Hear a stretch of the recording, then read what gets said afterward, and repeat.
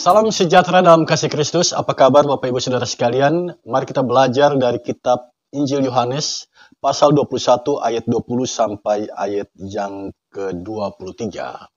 Ini adalah bagian Alkitab yang menarik untuk kita dalami bersama.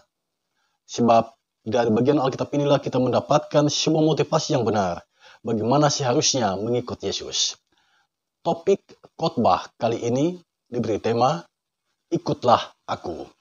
Nah, sebelum kita membaca bagian Alkitab ini, mari kita berdoa. Ya Bapa Allah yang Maha Kuasa, inilah kami anak-anak-Mu. Engkau adalah Allah sumber hikmat.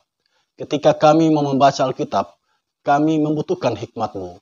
Ya Roh Kudus, tuntun kami semua saat ini dengan hikmat-Mu, agar kami sungguh-sungguh mengerti firman-Mu dan dapat melaksanakan kebenaran firman ini di dalam kehidupan kami sehari-hari. Kami menyambut pewartaan firman saat ini dengan penuh sukacita, di dalam nama Tuhan Yesus. Amin. Jemaat yang dikasihi Tuhan, mari kita membaca Yohanes pasal 21 ayat 20 sampai ayat yang ke-23 dalam bingkai judul Murid yang Dikasihi Yesus.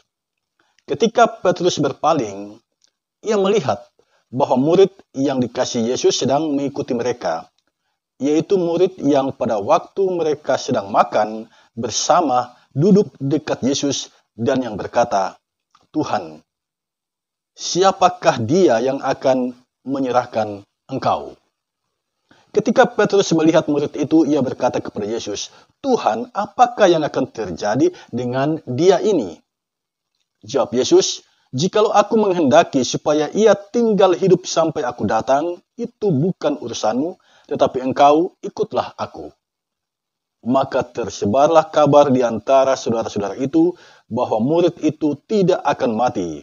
Tetapi Yesus tidak mengatakan kepada Petrus bahwa murid itu tidak akan mati, melainkan, jikalau aku menghendaki supaya ia tinggal hidup sampai aku datang, itu bukan urusanmu.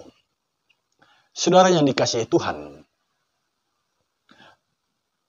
ikutlah aku. Mengikut berarti posisi Yesus di depan dan yang mengikut posisinya di belakang. Jadi seorang pengikut, dia mengikuti langkah dari orang yang dia ikuti. Dalam pengertian yang lebih luas lagi, seorang pengikut, dia mentaati atau mengikuti teladan dari orang yang dia ikuti. Nah, dalam bacaan kita saat ini kita membaca Petrus sedang mengikuti Yesus. Ya. Mengapa sampai dia mengikuti Yesus? Karena kita tahu bersama Petrus ini adalah orang yang gagal. Sebenarnya Petrus sama saja dengan saudara dan saya, pernah gagal menjalani kehidupan. Nah, Petrus ini orang yang gagal. Ketika dia melihat Yesus mati, dia meninggalkan kota Yerusalem dan dia pergi ke Galilea. Di Galilea dia menjadi penjala ikan. Itu berarti Petrus kembali pada kehidupannya yang lama, menjadi penjala ikan. Nah, ketika dia berada di pantai Danau Tiberias, datanglah Yesus menjumpai dia. Apa yang dilakukan oleh Yesus? Yesus menggembalakan Petrus yang gagal ini. Ya, 3 kali Yesus bertanya kepada Petrus, apakah engkau mengasihi aku? Ya, jadi di sini Petrus posisinya adalah orang yang digembalakan oleh Yesus. Karena dia telah gagal menjadi murid Yesus. Yesus datang menjumpai dia. Yesus datang menjumpai dia. Yesus makan minum dengan Petrus. Dan Yesus menggembalakan Petrus. Saudara, di sekitar kita bukan tidak mungkin ada orang yang gagal dalam ketaatannya pada Yesus. Dia malas beribadah. Dia malas berdoa, dia malas bersekutu dalam Tuhan. Nah, acap kali terjadi kita suka menghakimi orang. Kita membicarakan dia, kita menghakimi dia, mengatakan hal-hal yang tidak pantas untuk dikatakan, bahkan ada keputusan untuk mengeluarkan dia dari persekutuan. Dari kitab Injil Yohanes kita belajar, ketika ada orang yang gagal seperti Petrus, yang gagal menjadi penjala manusia, yang kembali pada kehidupannya yang lama, yang dilakukan oleh Yesus adalah datang, makan minum, menggembalakan. Yesus datang menjumpai Petrus, makan minum dengan Petrus, dan menggembalakan Petrus. Nah, apakah ini terjadi dalam kehidupan bergereja? Ketika ada orang yang gagal menjadi pengikut Yesus, yang gagal mentaati kemauan dari Yesus, apakah kita sebagai gereja telah melakukan 3 hal ini? Kita datang menjumpai dia, kita makan minum bersama-sama dengan dia, menjalin komunikasi dengan dia, dan yang ketiga, kita menggembalakan dia. Apakah itu kita lakukan? Kalau itu kita lakukan, is the best. Itu yang terbaik. Jangan pernah mau menghakimi orang. Sebab penghakiman itu pahit, saudara sekalian. Jika kita menghakimi orang, kita akan dihakimi oleh Tuhan. Nah, Petrus ini adalah orang yang gagal. Tetapi Yesus datang menjumpainya, menggembalakan dia, dan ketika dia bertobat, Yesus memanggil dia, ikutlah aku. Sebelum Yesus mengatakan kalimat ikutlah aku, Yesus menubuatkan tentang kematian Petrus. Perhatikan ayat 18 dari Yohanes pasal 21. Yesus mengucapkan kalimat ini, aku berkata kepadamu, sesungguhnya ketika engkau masih muda, engkau mengikat pinggangmu sendiri, dan engkau berjalan kemana saja kau kehendaki.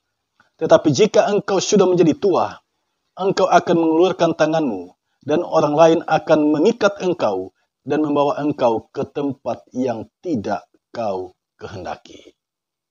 Lalu dalam ayat yang ke-19 dijelaskan oleh Yohanes, dan hal ini dikatakannya untuk menyatakan bagaimana Petrus akan mati dan memuliakan Allah.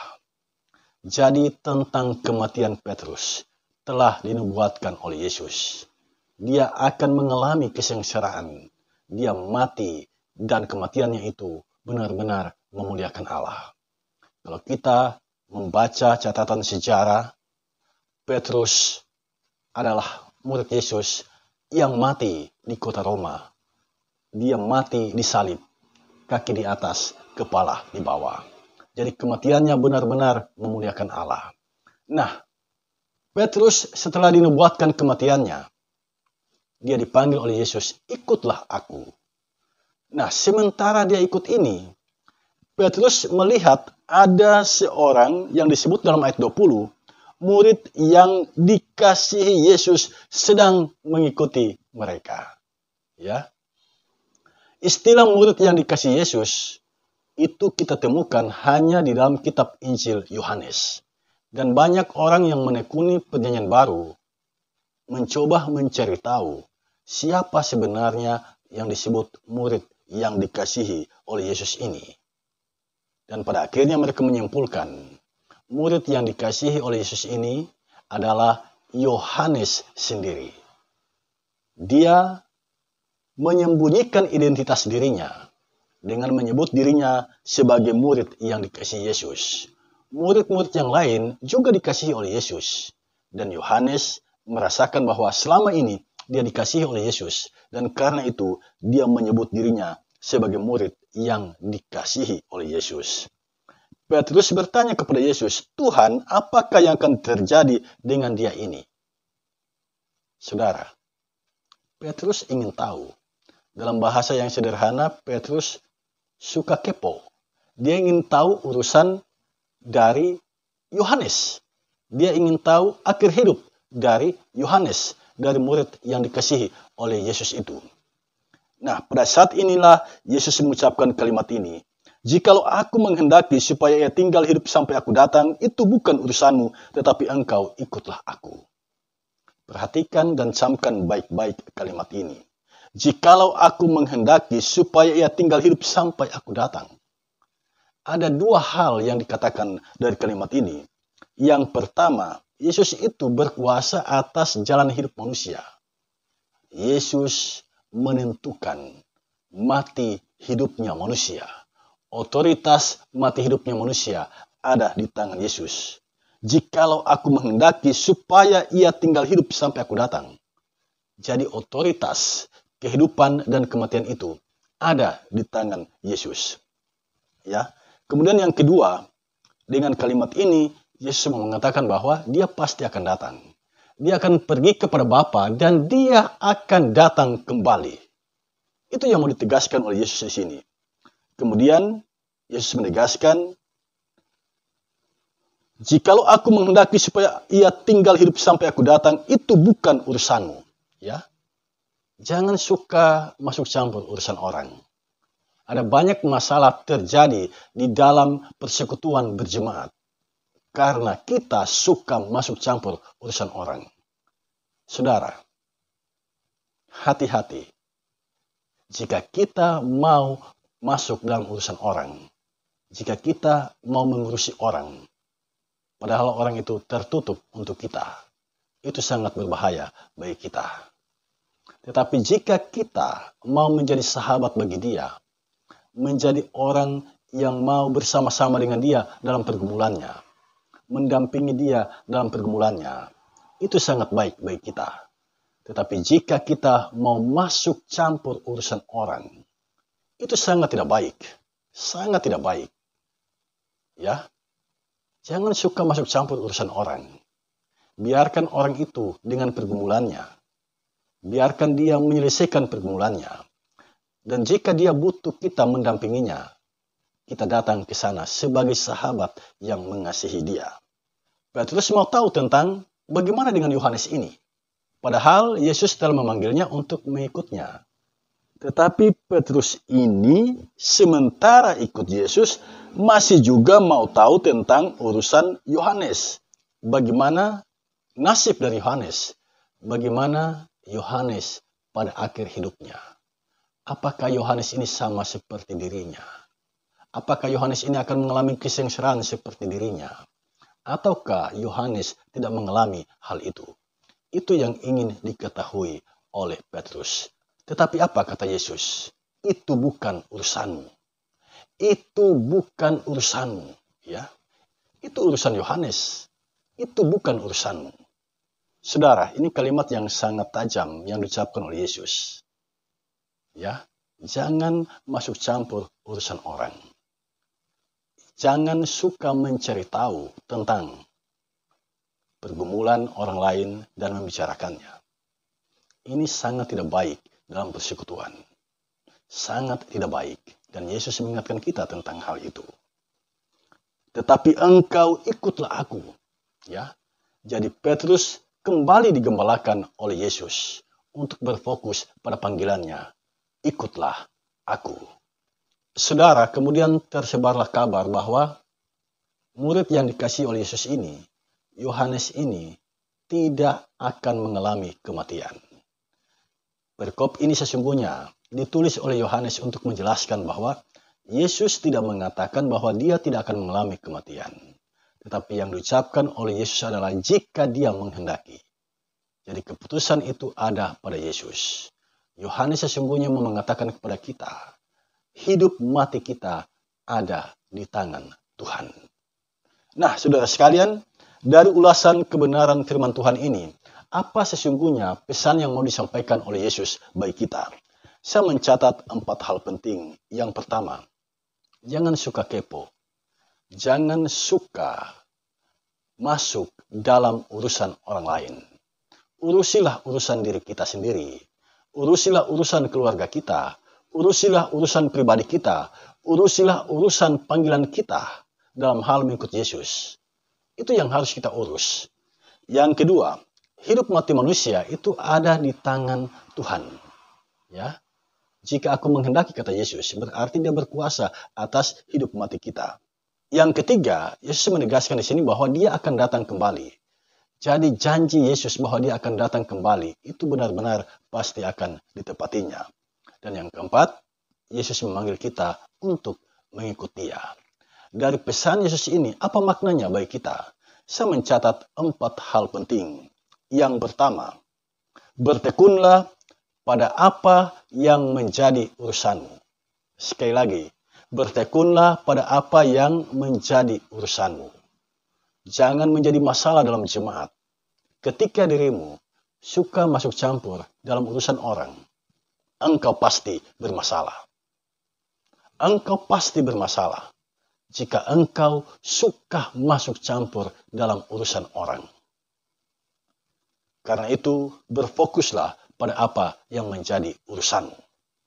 Itu makna yang pertama dari bacaan kita saat ini. Yang kedua, bersekutulah di dalam Yesus. Mengapa? Karena hidup mati kita ada di tangan Yesus. Kalau hidup mati kita ada di tangan Yesus, maka kehidupan yang sangat bermakna adalah kehidupan yang selalu bersekutu dengan Yesus. Yesus pernah mengucapkan kalimat ini, ranting tidak mungkin berbuah jika dia tidak melekat pada pokok anggur. Ranting adalah kita, Yesus adalah pokok anggur. Ini adalah ilustrasi yang menggambarkan betapa pentingnya ranting itu melekat pada pokok anggur, betapa pentingnya kita melekat pada Yesus. Jika kita ingin menghasilkan buah-buah kebaikan dalam kehidupan, bersekutulah dalam Yesus. Mendekatlah pada Yesus. Melekatlah pada Yesus. Itu makna kedua dari bacaan kita saat ini. Yang ketiga, persiapkanlah dirimu. Benahilah kehidupanmu, sebab Yesus pasti akan datang. Jika Yesus datang kembali dalam kemuliaannya, dia akan menjumpai kita. Karena itu sebelum kita dijumpainya, segeralah bertobat. Segeralah benahi kehidupan kita, agar ketika Yesus datang kembali dalam kemuliaannya dan dia menjemput kita, kita pantas hidup bersama-sama dengan dia. Yang keempat, taatilah Yesus sampai akhir hidup kita. Mengapa kita harus mentaatinya? Karena dia memanggil kita untuk mengikut dia. Kalau Yesus adalah Tuhan yang harus kita ikuti, maka seumur hidup kita, persembahkanlah hidup kita untuk Tuhan. Taatilah Tuhan. Jika itu kita lakukan, kita sedang memuliakan Tuhan di dalam hidup kita. Orang yang selalu mentaati Tuhan, mengikuti Tuhan di sepanjang perjalanan hidupnya, merekalah yang disebut orang-orang yang beriman. Berbahagialah orang yang ikut Yesus sampai akhir hidupnya. Amin.